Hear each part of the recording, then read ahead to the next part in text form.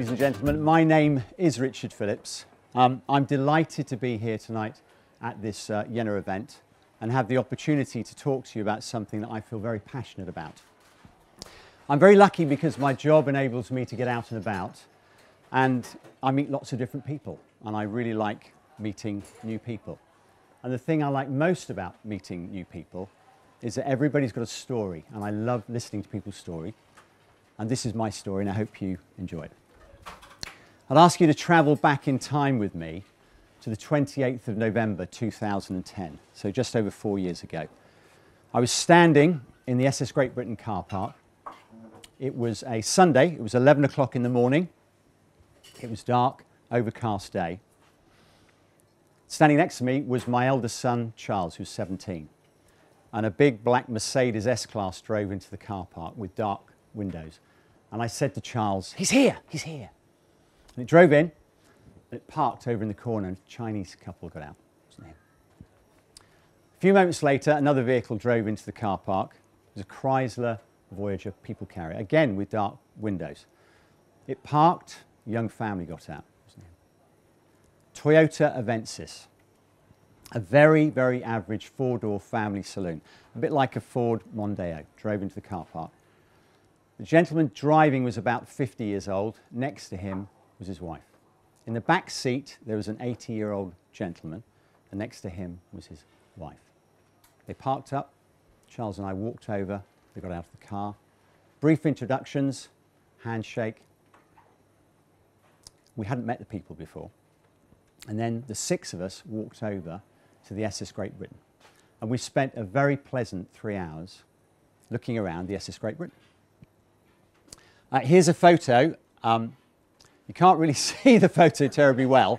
That's me, that's an 80-year-old man, and that's Charles, my son, and that's taken in the museum. Next photo. You can make out, again, there's an 80-year-old man there. This is Isambard Kingdom Brunel, and the 80-year-old man was delighted to meet Isambard Kingdom Brunel for the first time. It is, of course, Isambard's mannequin. And it turned out the 80-year-old man was a great fan of Isambard's. He knew all about him, all about his achievements, his shipbuilding, bridge building, etc., etc. Next, we came out of the SS Great Britain and we walked to the building next door. And the building next door at that time was the Bloodhound supersonic car build centre. And as many of you will know, we're lucky that in Bristol they're building the next land speed record car. It will do 1,000 miles an hour. There's the 80-year-old man standing next to a model of the car, and I'm standing to his right. I was his right-hand man for the day, you could say. And we spent 2.5 hours at the build centre. Okay, if my clicker works, oh my goodness. Okay, why and how? So I'm going to try and explain why I wanted to meet this 80-year-old man, and then how I managed to meet him. Okay, I'm going to take you back in time, a long, long time ago, when I was 9 years old. I was living in Windsor. It was a Monday. It was 2 a.m., the early hours of the morning. And like any 9-year-old boy, I was fast asleep in bed. And my father stole into my room and he whispered in my ear, "Son, there's something on the television that I want you to watch because I think it will be something that you remember for the rest of your life." And he took me downstairs and I sat cross-legged and bleary-eyed with my 3 elder sisters on the living room carpet, and we watched our black and white television set, and we heard those words. That's one small step for a man, one giant leap for mankind. Okay, wind the clock forward, 2007, so about 8 years ago. I was sitting in my car in the driveway of my home here in Bristol, having a father and daughter conversation with my elder daughter, Sarah, who was about 18 at the time. I can't remember who said it first, but one of us said to the other, if you could meet anyone left alive today, anyone, and you could have lunch, dinner, spend some quality time with them, who would it be? And Sarah, my daughter, answered immediately, quick as a flash, Michael Jackson. I thought for a moment and I said, Sarah, no, I'd really like to meet a man who's walked upon the surface of the moon, but I probably never will. Conversation finished. A couple of evenings later, I was in my study and I was thinking, that was a really negative statement that you made there. You're an optimistic salesman. Yeah, what's going on? So I thought to myself, okay, out of the 12 men who have walked upon the surface of the moon, how many of them are still left alive? This was 2007. The answer was 9. Now, sadly, it's only 8. So I said to myself, you know, there's 7 billion people on the planet. 9 of them have walked upon the surface of the moon, but they must get out. They must go to the shops, yeah? So I thought, I'm going to meet a man who's walked upon the surface of the moon. So between 2007 and 2010, 28th of November 2010, I was lucky enough to meet 6 men who'd walked upon the surface of the moon. And when I say meet, I don't mean fleeting handshakes. I'd had lunch, dinner, I'd spent quality time with all of them. Long conversations. In fact, I'd met all of them several times. This is Dr. Edgar Mitchell.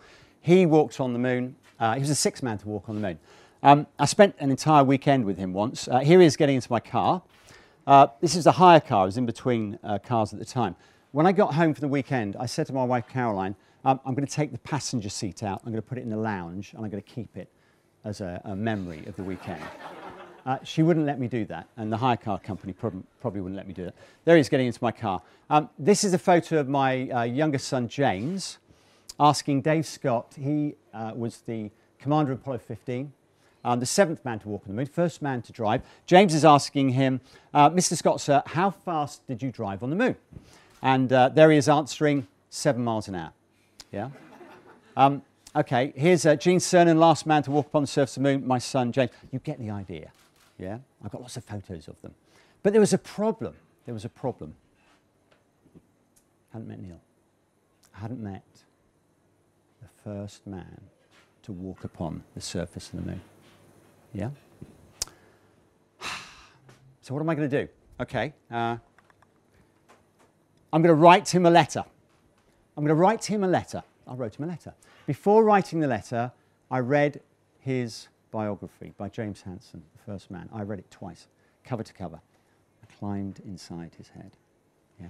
So how does an 80-year-old man think? How does an ex-fighter pilot, man who rode rockets, a very private man, not a recluse, not a hermit, he got out and about a lot. He just didn't tell anyone. Yeah?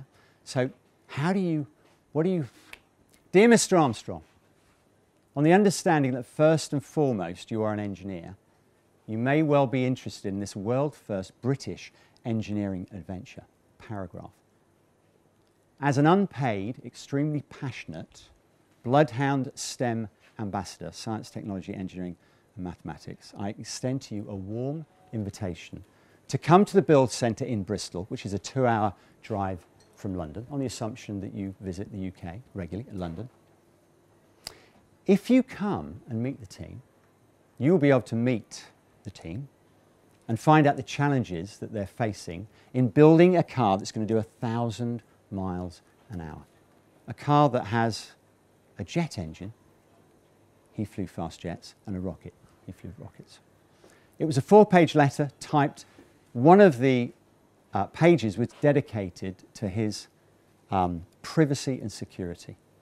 There will be absolutely no pressure for you to sign anything. There will be no press, TV, nothing. Yeah, I gave him my word. I kept my word on that. What else did I do?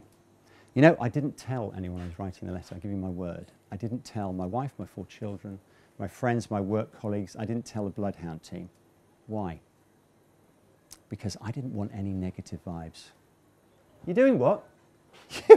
You're doing what? Oh, come on. I didn't want that, yeah? So my message to you tonight is quite simple. If you want to do something like this, yeah, understand your target audience. Understand that individual, if it is an individual, yeah? When you write the letter, don't write it about what you want. Write it about what they want. Find out what motivates them, yeah? Incidentally, I posted my letter, it's very important this, on the 2nd of November 2010. On the 28th of November, count them, that's 26 days, I was shaking his hand, less than 1 month, yeah? So, know your target audience, yeah? And if you've got a burning ambition, a deep desire to do something, don't tell anyone, but whatever you do, do it. So that's a very, what is normally a very long story, compressed. Yeah, thank you very much for listening.